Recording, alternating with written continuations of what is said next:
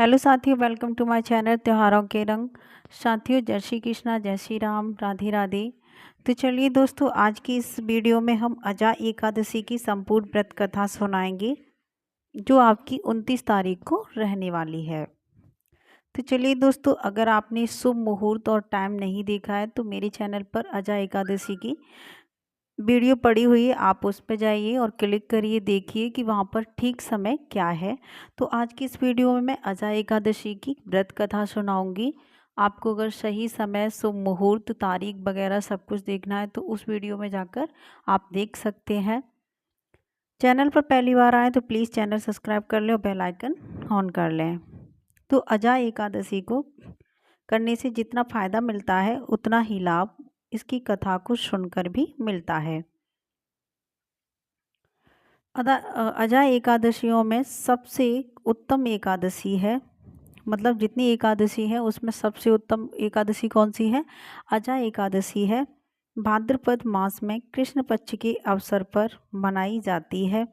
कृष्ण जन्माष्टमी के 4 दिन बाद इस एकादशी का अपना महत्व होता है। व्रतराज ग्रंथ के मुताबिक भादो मास की कृष्ण पक्ष की एकादशी को अजा एकादशी कहते हैं। सभी एकादशियों की तरह अजा एकादशी भी भगवान विष्णु को समर्पित है। ऐसे में इस व्रत की कथा सुनने मात्र से ही आपको पुण्य की प्राप्ति होती है। सनातन धर्म में अजा एकादशी का अपना महत्व है।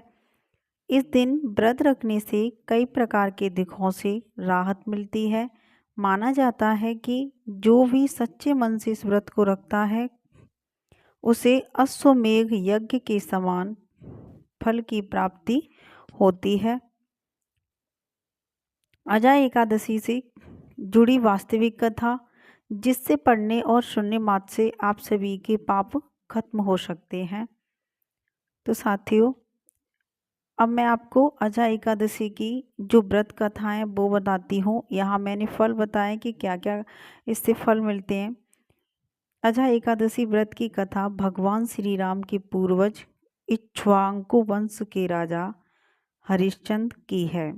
राजा हरिश्चंद्र सत्यवादी राजा थे, जो अपने मुख से निकले वचनों और अपनी कही वाणी को पूरा करने के लिए अपनी अर्धांगिनी तारामती और पुत्र राहुल रोहितास तक को बेच देते हैं और खुद भी एक चांडाल की सेवा करने लग जाते हैं।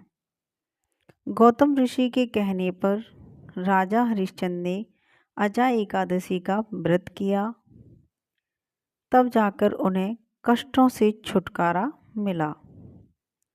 आइए जानते हैं इस कथा को विस्तार से, जिसे भगवान श्री कृष्ण ने युधिष्ठिर समेत पांडवों को सुनाया था।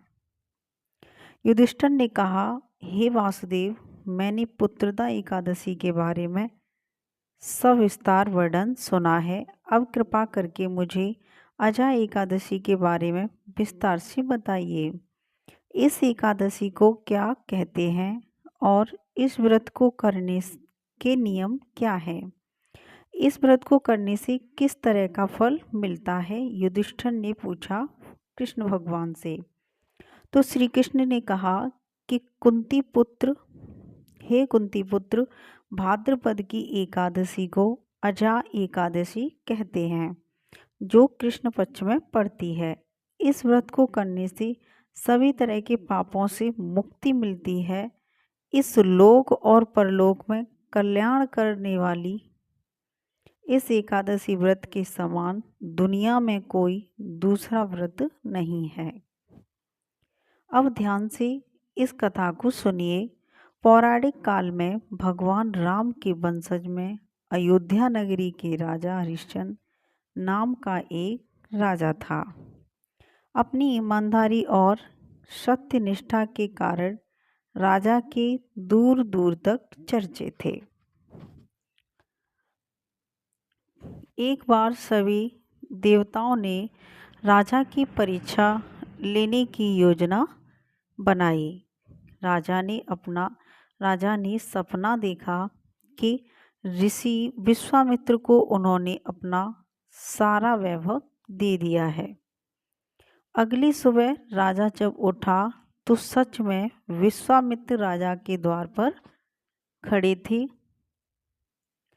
विश्वामित्र ने राजा हरिश्चंद्र से कहा, कल रात जो तुमने सपने में मुझे अपना सारा राजपाट दान कर दिया है, राजा ने सत्यनिष्ठा की भावना के साथ अपना तमाम संपत्ति विश्वामित्र को दान कर दी।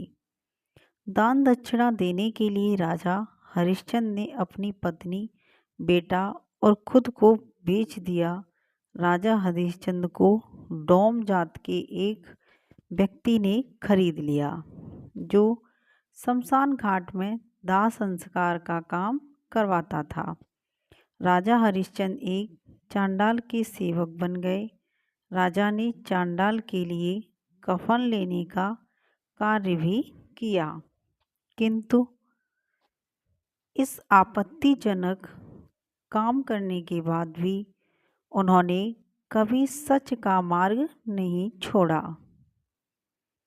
इस काम को करते करते कई वर्ष बीत जाने के बाद राजा हरिश्चंद्र को काम पर काफ़ी अफसोस होने लगा और वह उसे निकालने का रास्ता तलाशने लगे। राजा हरिश्चंद्र हर वक्त इस काम से मुक्ति के रास्ते तलाशने की कोशिश करते थे।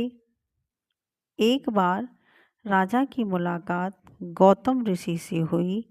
राजा ने गौतम ऋषि को प्रणाम कर उन्हें अपनी दुख भरी बात बताई।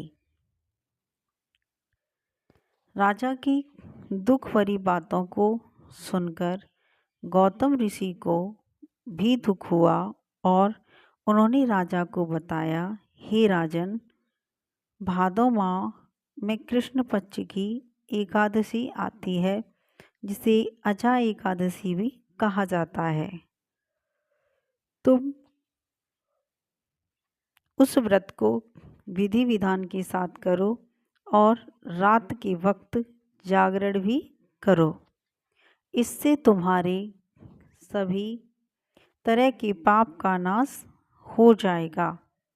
गौतम ऋषि इतनी बात कहकर अंतर्धान हो गए। अजा एकादशी के आने पर राजा ने महर्षि गौतम के कहे के मुताबिक ही नियमापूर्वक व्रत किया और रात को जागरण किया। इस व्रत को करने से राजा को सभी पापों से मुक्ति मिल गई। उस वक्त स्वर्ग में जश्न मनाया जाने लगा, फूलों की बारिश होने लगी। राजा हरिश्चंद्र ने अपने सामने ब्रह्मा, विष्णु, महेश और देवेंद्र देवताओं को अपने आमने सामने पाया। राजा ने अपने मृत पुत्र और पत्नी को वस्त्रों और आभूषणों से लदा देखा। व्रत की वजह से राजा को दोबारा उसका राज्य मिल गया। असल में एक ऋषि ने द्वारा राजा की परीक्षा लेने के लिए यह सब खेल रचा था, लेकिन अजा एकादशी के व्रत के कारण ऋषि द्वारा रची गई माया खत्म हो गई और आखिरी वक्त में हरिश्चंद्र अपनी परिवार सहित स्वर्गलोक में चले गए। इस कथा को सुनने के बाद श्री कृष्ण ने युधिष्ठिर से कहा, हे राजन, ये सब अजा एकादशी व्रत का असर था।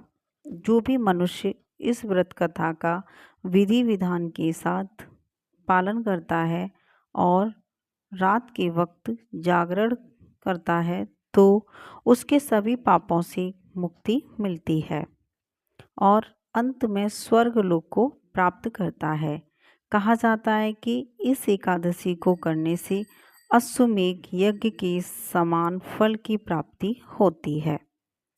तो साथियों, आज मैंने आप सभी को अजा एकादशी की कहानी सुनाई, जो राम के पूर्वज श्री हरिश्चंद्र जी की कहानी थी।